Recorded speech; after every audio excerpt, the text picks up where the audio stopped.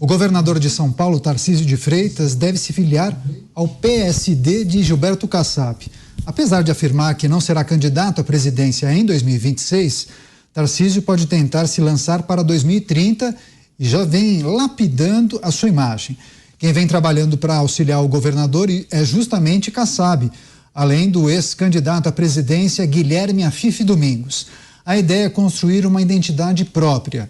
Alguns defendem que Tarcísio fique próximo do ex-presidente Jair Bolsonaro para herdar os votos, mas longe o suficiente para não ser rejeitado. Vou começar essa com o Cristiano Beraldo, que acompanha muito, inclusive, a política aqui em São Paulo. Que dilema é esse, hein, Beraldo? Porque um pé em cada canoa, ter o apoio de Jair Bolsonaro, mas não ficar próximo dele o suficiente para ser rejeitado. Me parece que o grupo de apoiadores de Jair Bolsonaro, não sei se iriam entender essa parceria até a página 12, né? Ou abraça o projeto ou não, né? Pois é. Bom, na verdade, o que acontece é que você tem muita gente aproveitando que Tarcísio de Freitas hoje é aquele do núcleo bolsonarista que tem o maior protagonismo, afinal de contas é o governador do maior estado do Brasil, do ponto de vista econômico, é aquele político, chefe do executivo de maior relevância, só que ele é um governador de estado. Ele tem algumas posições que em algum momento vão se conflitar pouco ou muito com algumas pautas que são defendidas pelos apoiadores de Bolsonaro, pelo chamado bolsonarismo, e que cabem muito bem a alguém que está, por exemplo, no parlamento. Você vai, representa ali um grupo de eleitores menor, vai até a tribuna e defende ou ataca algum tipo de projeto, algum tipo de ideia. O governador, ele é governador do estado inteiro, da população inteira.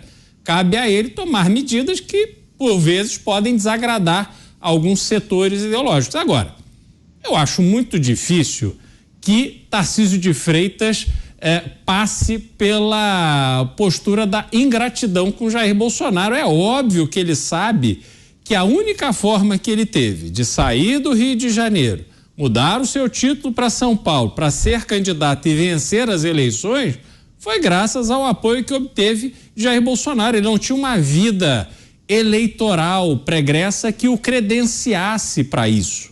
Então, hoje você tem o Tarcísio de Freitas numa situação onde ele tem que administrar, né? Fica ali empinando vários pratinhos, é o papel que ele tem, mas também não vejo ele indo para o PSD, eu não vejo o que ele ganharia em ir para o PSD. Isso ele vem mais ao centro, né? Se isso acontecer, né? Mas isso me parece um pouco de fofoca, porque o Republicanos é um partido relevante, é um partido grande, é um partido que, junto com a União Brasil, junto com o PP e em alguns momentos até com o próprio PL, né, que está mais à direita sim, mas acaba trabalhando em conjunto, eles formam um bloco majoritário. Não vejo o que ele ganharia em sair do Republicanos para ir para o PSD.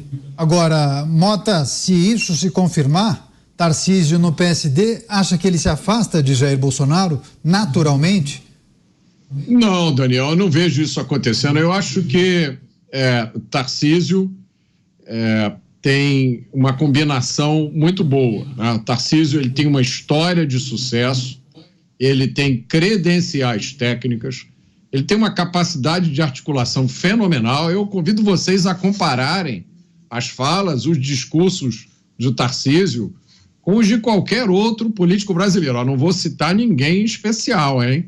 Mas comparem a articulação do Tarcísio, a sua capacidade de transmitir, de começar um raciocínio e terminar aquele raciocínio. Ele está dentro do 0,0001% dos políticos brasileiros. E ele, até agora, pelo que eu me lembro, sempre fez questão de deixar explícita, clara, a sua demonstração de lealdade ao ex-presidente Jair Bolsonaro, né? Toda oportunidade que ele tem, ele mesmo afirma: eu estou aqui hoje por causa do presidente Jair Bolsonaro. É lógico que, por um político como ele, o Brasil representa enormes desafios diários. Mas até agora, pelo que eu pude observar, o Tarcísio está com nota 9 ou 10. Repito, basta compará-lo aos outros políticos brasileiros. Agora, Zé Maria, o PSD tem uma agenda diferente, digamos, do PL, do PP e principalmente do Republicanos, né? Partido oriundo da Igreja Universal, muitos pastores têm uma agenda conservadora bem consolidada. Se ele for para o PSD, digamos que ele vai estar muito mais próximo ao centro do que os Republicanos, né? Mas eu temo que essa ligação partidária já não vale muito, não. É por isso que eu acho que tem que começar no Brasil a candidatura independente, né? O Zé travou, pelo menos eu acho que foi a conexão com Brasília. Daqui a pouco ele complementa essa análise em relação à possibilidade de Tarcísio de Freitas se filiar ao PSD, e as informações de bastidores indicam que ele poderia concorrer ao pleito de presidente da República, mas não em 26 e somente em 2030. Agora, Cristiano Beraldo, seria uma derrota e tanto para os Republicanos, que abriu espaço. O Zé retomou o contato? Zé Maria, houve um congelamento do sinal, mas você não ficou com o olho fechado, não, ficou assim, paradinho. Pode concluir seu raciocínio. Então, muito se reclama aqui, e é o grande assunto da política, quem será o substituto de Jair Bolsonaro se ele continuar, ainda existe muito tempo, inelegível? Não há. Mas, da mesma forma, eu pergunto, quem é o substituto da esquerda? Lula, que tudo indica, não será candidato? Não há. Então, é um momento novo na política. E o que acontece? Todos citam o governador de São Paulo, Tarcísio de Freitas, como o possível grande nome aí para unir o centro e direita. O Brasil, senhores, não mudou. Sempre foi assim. Sempre houve essa disposição, esse espectro partidário. O que muda aí é o centro. Para onde o centro vai, leva a vitória. Porque estão aqui de lados opostos, esquerda e direita. Eu participei recentemente de um jantar a convite do presidente Gilberto Kassab, né? E conversamos, e lá estava o Ratinho Júnior. E a impressão é que o partido conta com o Ratinho Júnior como possível candidato do centro-direita à presidência da República. E muitos falam aqui dos compromissos assumidos de campanha, os compromissos políticos assumidos pelo governador Tarcísio em São Paulo. Retirar Tarcísio de São Paulo é desalojar um conjunto de partidos, um conjunto de interesses, inclusive econômicos, republicanos e até não republicanos, por que não dizer, e que fica muito difícil da saída dele.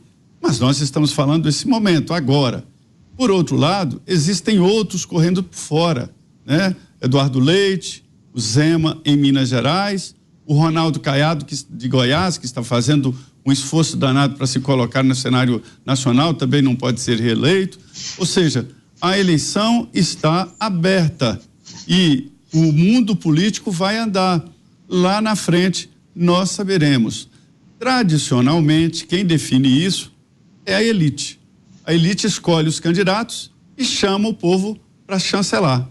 Quando as elites não concordam, aí o povo entra e promove surpresas, como foi a eleição de Jair Bolsonaro, que não foi uma escolha de elites. Posso só perguntar a sua opinião, Zé? Você citou que não há sucessão nem na direita nem na esquerda, o que poderia sugerir que a gente terá em 2026 uma eleição como foi em 89, com inúmeros candidatos. Mas na tua avaliação, a tendência é ter muitos candidatos ou a polarização em si permanece e tanto direita quanto esquerda, cada lado vai se unir em relação a um ou dois nomes no máximo? Todos os presidentes de partidos aqui chamam a atenção, inclusive o Gilberto Kassab fala muito isso, para a redução partidária. Nós teremos ali 8 partidos com representação. Continuarão os 35 partidos políticos, mas representação. A tendência é esta purificação, porque estão entendendo que é melhor disputar a eleição apoiando um candidato forte do que disputar com um frágil. Isso porque os partidos querem fazer deputados federais e deputados estaduais. É isso que dá dinheiro, é isso que dá fundo partidário, é isso que dá poder. né? Não adianta disputar com um candidato fraco que não vai dar deputados federais. Quando eu digo que não há sucessão, o povo ainda não identificou. Agora, Mota, quero puxar você também para essa reflexão, porque tem aquela história, né? Que na política não tem vácuo.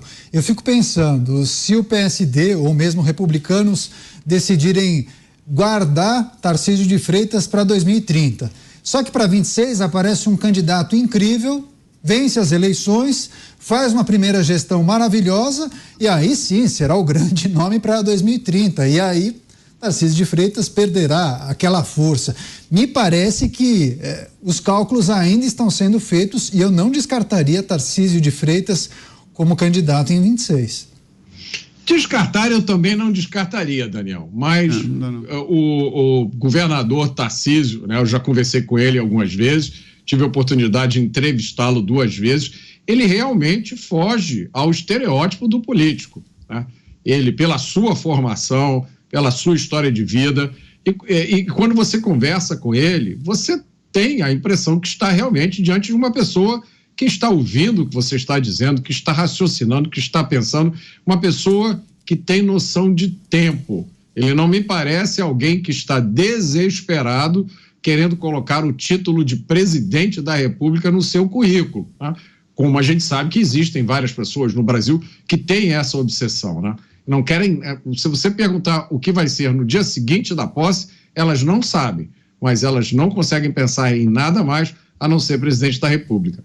Eu não acho que o Tarcísio se enquadra nessa categoria e também não acho que o Tarcísio, mesmo que um outro candidato seja eleito em 2026 e faça um bom governo, se o Tarcísio tiver um segundo mandato como governador de São Paulo, um segundo mandato bom num Brasil que vai ser melhor, porque tem um presidente, né, que vai ser eleito em 2026, que vai fazer um bom mandato, eu acho que o Tarcísio tem tudo para chegar na eleição seguinte como um candidato extremamente competitivo. Ô Zé Maria, qual é a verdade em relação a Roberto Campos Neto? Chegou essa informação para a gente aqui de que muitos entendem que ele seria um belíssimo candidato em 26. Tem alguma coisa de verdade aí? Tem principalmente economia. Nós temos aí um histórico de Fernando Henrique que inaugurou, ele chegou no Ministério da Fazenda, tinha lá 1,5%, 2% e acabou sendo presidente do Brasil, uma vitória muito conclusiva. Então, assim, as eleições aqui no Brasil, elas são muito ligadas à economia. E há uma fatia muito grande, entendendo que quem está colocando o Brasil nos trilhos é o Roberto Campos Neto, criticado pelo presidente Lula e pelo pessoal da esquerda, né? Então, ele ganhou um protagonismo natural na economia.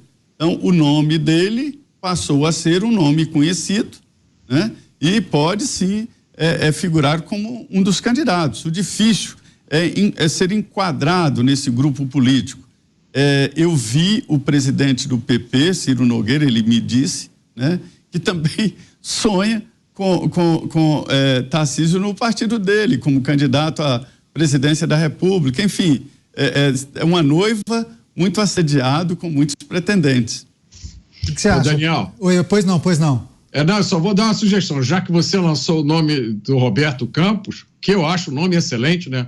Porque demonstrou que tem fibra, tem coragem moral, né? Que tem resiliência. Por que não o Paulo Guedes? Então, mas esse é o questionamento. Muitos entendem que Tarcísio seria um candidato incrível. Daí, imagina em 26 aparece Paulo Guedes ou Roberto Campos Neto. Vence as eleições, se elege, faz um primeiro mandato maravilhoso. E aí Tarcísio perderia força para 2030, porque muitos apostariam na continuidade daquela hipotética gestão. É justamente esse meu questionamento e muito provavelmente os caciques do partido de Tarcísio, seja republicanos ou PSD, certamente farão esses cálculos nos próximos anos. Concorda, Beraldo? Eu vejo o seguinte, Roberto Campos Neto, ele ganhou protagonismo porque tem sido uma barreira às pressões que o governo federal tem colocado na política de juros do Banco Central. Isso é prerrogativa do Banco Central e Roberto Campos Neto tem sido muito firme e resiliente, como mencionou o Mota, em segurar toda essa pressão, tanto é que a temperatura agora abaixou. O problema é que não haverá uma política econômica bem-sucedida nesse governo. E vai ser muito difícil você explicar para a população que o Roberto Campos Neto é aquela pessoa que impediu que ficasse pior. Quer dizer, é complicado você vender, sobretudo ele, que não é um político, não tem, pelo menos nunca mostrou essa habilidade de se transformar num personagem político, porque a campanha tem muito disso, né? Você tem que atrair a atenção, a simpatia, se conectar com as pessoas, e isso é um jogo de habilidade que muita gente, a maioria das pessoas não tem. Então não sei se essa é a praia dele. Mas do ponto de vista da economia, eu acho que não é suficiente você vendê-lo como uma figura que impediu o Haddad ou impediu o governo de fazerem coisas piores com a economia. Então, acredito que a solução será uma solução da política. Hoje, vejo que o nome que tende a crescer, a gente está muito distante da eleição, do momento onde esses nomes serão definidos, mas quem está na melhor posição é Tarcísio de Freitas. Acho que Zema está com uma dificuldade grande no Estado, do ponto de vista econômico, e é uma figura que vejo que tem dificuldade de se nacionalizar. Acho que Eduardo Leite adotou um caminho que não me parece suficiente para poder construir uma base ampla de apoio. Acho que a postura que ele teve em relação às prévias do PSDB demonstram que ele não é muito dado a respeitar as regras do jogo. Depois disse que não seria candidato à reeleição, está lá reeleito. Enfim, então não acho que ele é a figura que nesse momento vai conseguir agregar, e não vejo outro nome com a relevância, o peso e a firmeza de Tarcísio de Freitas.